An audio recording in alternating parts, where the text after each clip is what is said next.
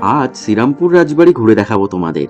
সেখানে যাওয়ার জন্য এই শ্রীরামপুর স্টেশনের 1 নম্বর প্ল্যাটফর্ম থেকে বেরিয়েই পেয়ে যাবে টোটো। আর শিয়ালদার দিক থেকে আসলে শিয়ালদা নর্থের ট্রেন ধরে নেমে পড়ো ব্যারাকপুর স্টেশনে। স্টেশনের 1 নম্বর প্ল্যাটফর্ম থেকে বেরিয়েই পেয়ে যাবে অটো আর টোটো ধোবিঘাট যাওয়ার জন্য। ভাড়া 20 টাকা পার হেড। তারপর ধোবিঘাট থেকে 8 টাকা দিয়ে লঞ্চের টিকিট কেটে গঙ্গা পেরিয়ে যেতে হবে শ্রীরামপুর ফেরিঘাট। চলে এসেছি শ্রীরামপুর ফেরিঘাটে। এবার ঘাট থেকে বেরিয়ে যেতে হবে ডান দিকে, মাত্র 3-4 মিনিট হাঁটা পথ।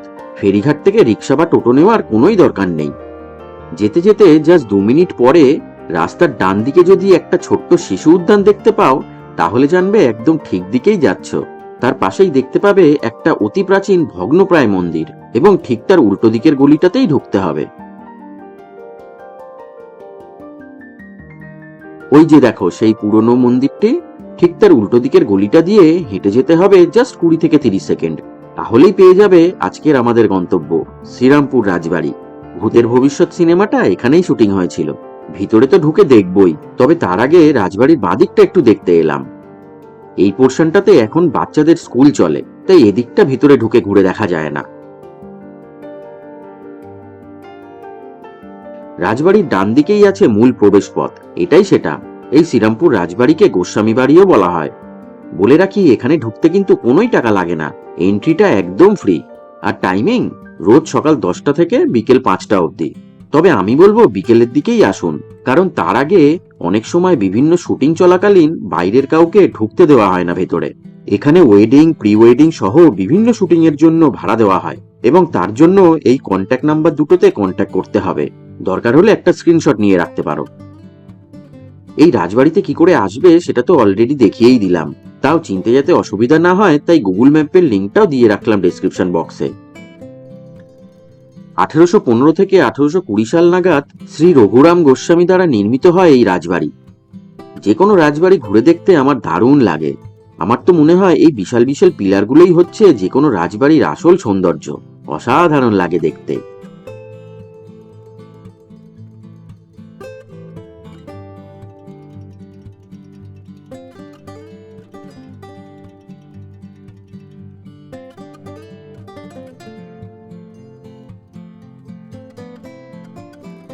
এটা হলো নাট মন্দির বা চাঁদনিও বলা হয়।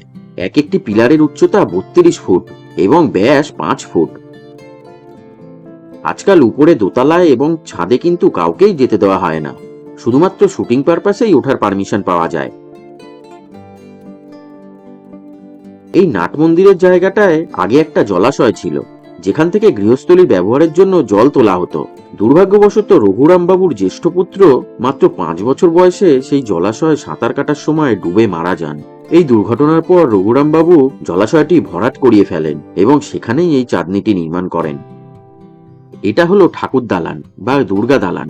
ভীষণ সুন্দর, ফটোগ্রাফির জন্য একদম পারফেক্ট প্লেস। প্রতি বছর এখনো এখানে দুর্গাপুজো করা হয়। দূর দূরান্ত থেকে মানুষ আসেন এখানে পুজো দেখতে। জুতো খুলে এবার একটু দেখতে চললাম ঠাকুর দালানটাকে সাইড থেকে। এখানেই দুর্গাপুজোটা হয় প্রতি বছর, সমস্ত রীতিনীতি মেনে। রাজবাড়ির জৌলুস তখন বেড়ে যায় আরো বেশ কয়েক গুণ। আচ্ছা, বলা হয়নি এখানে কিন্তু থাকার কোনো ব্যবস্থা নেই, এবং এখানে মোবাইল ক্যামেরা দিয়ে ফটো তুলতে বা ভিডিও করতে কিন্তু কোনো টাকা লাগে না। তবে ডিজিটাল ক্যামেরা দিয়ে শুটিং করতে গেলে তখন কিন্তু সেটা চার্জেবল, যেমনটা আগেই বলেছি।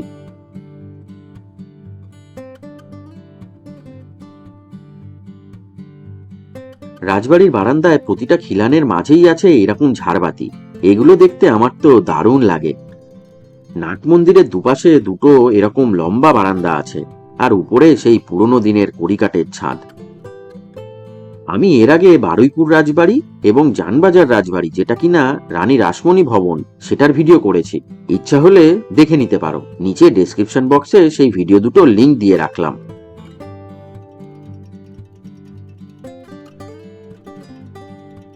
বর্তমানে স্থানীয়দের কাছে এটি শ্রীরামপুর রাজবাড়ি নামে পরিচিত হলেও এই পরিবারেরই বংশধর ও লেখক শ্রী কানাইলাল গোস্বামী মনে করেন যে এটিকে ঠাকুরবাড়ি বলাই অধিকতর যুক্তিযুক্ত হবে, কারণ এই অট্টালিকার একটি অংশ দেবোত্তর সম্পত্তি হিসাবে উৎসর্গ করা হয়েছিল।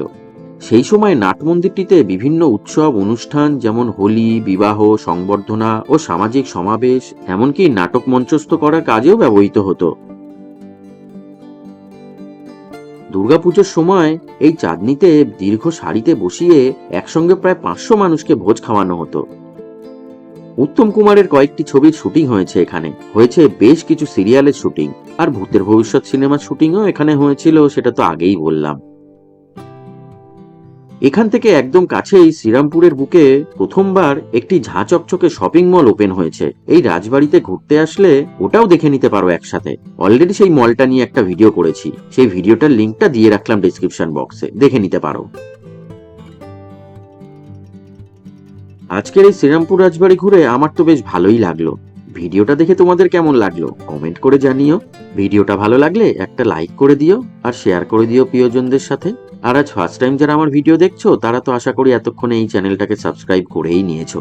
আজকের মতো তাহলে টাটা।